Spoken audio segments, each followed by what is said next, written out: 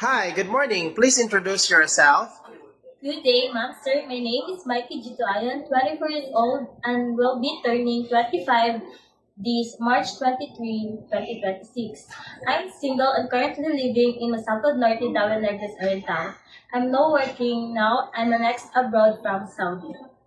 Okay, what is your education?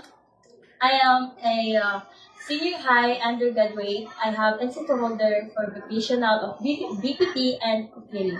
Okay, how many brothers and sisters do you have? I'm second of my four siblings.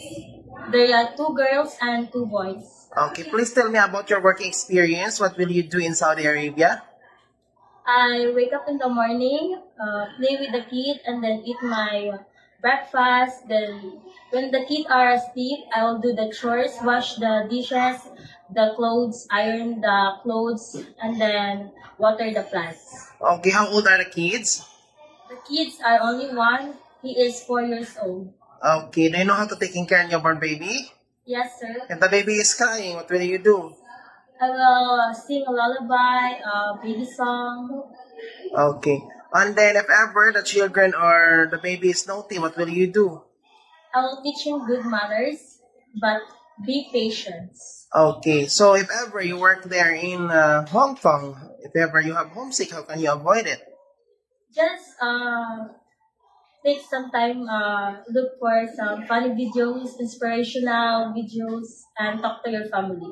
Okay, so if ever you will work there, what is your main purpose? To help my family and to provide my siblings go to school. Are you scared dogs and cats? No, Do you have any allergy?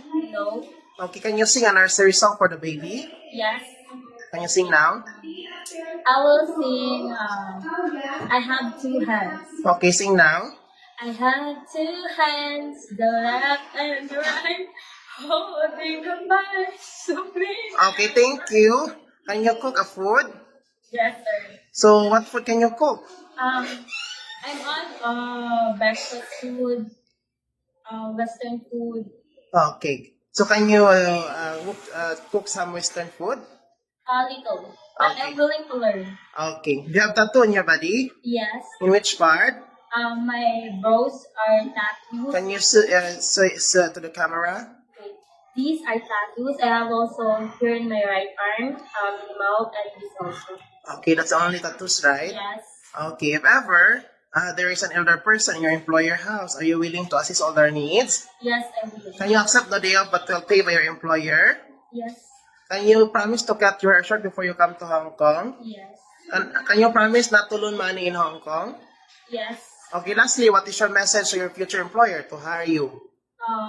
I'll be patient, hardworking, and honest. I will do my job as much as I could. Okay, can you promise to finish the 2 years contract? I promise to finish my 2 years contract and be a good helper. Okay, thank you. See you in Hong Kong. Thank you.